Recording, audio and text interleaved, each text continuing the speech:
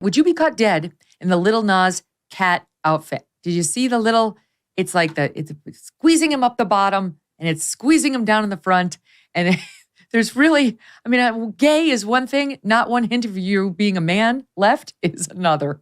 What's wild is how they're using him to market him. You know, he gets all the eyeballs and God forbid somebody else stands out there and says, hey, boys, be a man. Hey, boys, stand up for yourself. Hey, go out there and defend yourself. Hey, be protective of women. Take care of the folks around you. You know, go out there and make some money. Go out there and do something for yourself. If we give a message that is very much of a pro-man message, God forbid you say something like that, but Lil Nas X, hey, put him all over the place. You know what he's wearing. Oh, this guy's a superstar. He's a hero. And unfortunately, it's confusing a lot of different people. But for me to wear something like that, I don't even think I would wear something like that privately for my wife. No, and nor would she want you to. I think I speak on her behalf. She would not want me to. I've seen Borat. It's not a good look.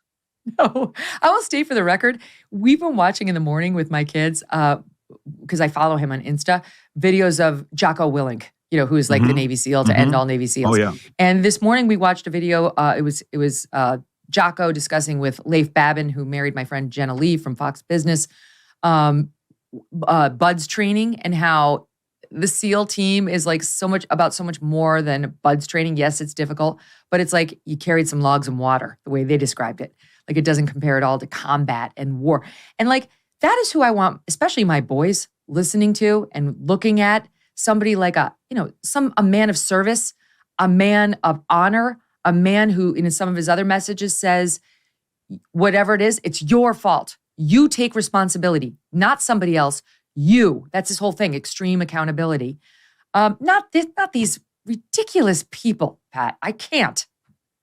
Well, listen, this is why Jocko is another super necessary voice. And what is happening is, if you ask me what the biggest leak is, the challenge we're having with parents and kids is whoever you and I edify as the hero, the kids want to be. Whatever we edify, the kids want to be. So if you edify a man like Jocko and your son is watching you and saying, hey, son, watch this man Jocko. That's what you call a man. Your son's going to be like, my mom is edifying Jocko. I want to be like Jocko when I grow up. I want to be like Rogan when I grow up. I want to be like this man when I grow up, right? These guys are showing.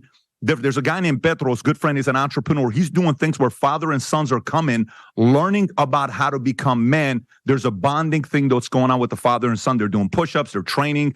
They're helping each other out. They're going out there doing all these exercises. There's a lot of good opportunities out there. Recently we did a video on why the number one earners, immigrants in America, are Indian Americans, not Native Americans, Indian like from India Americans. Yeah. They make more money on average in America than any other ethnicity in America, including whites. They make on average $120,000 per year. Number two, just so you know, is at $95,000, and whites were at $65,000. So then you said, this is kind of interesting. Let's take a look at this, because they're only 1% of the U.S. population, but 8% of all the startups, you know, when they're going to technology and all this stuff, there's all these success stories of how they invest their kids into STEM, all these things that they're doing. So then I went on this one website to see what's so special about Indian parenting that's different than others. So you go to this website. It's called India Parenting. They have these 10 points there. And one of the points was how they edify whatever behavior they want. So you over-edify. You edify and say, see what Johnny did? Great job, Johnny. See what that guy's doing? Great job. That's what you call a leader. That's what you call this. That's what you call that. Versus American parents are like, well, it's okay if they feel that way. Well, it's okay if you feel this way. Well, it's okay if you feel that way. Nope. That's a leader. That's a man. That's this. They're edifying them, right? But one of the points also out of the 10, Megyn, which was kind of interesting, is they also judge. They're not afraid to judge bad behavior, and said they're very judgmental of bad behavior. Interesting concept. Typically, when we hear the word judge, we don't think about it in a positive way. Say, no, Indian parents, they edify great behavior and they judge bad behavior. Unfortunately, the current society in America today, we are a little bit too accepting of every single behavior. And these kids are growing up saying, if mom's not judging that, if mom's not edifying that, I guess I'm just going to choose to be the Lil Nas X. I'm going to look up to this guy, Sam Smith. I'm going to go look up this guy. So I think we have a hero-making machine problem in America, and parents need to paint a better picture of what a hero is for their kids.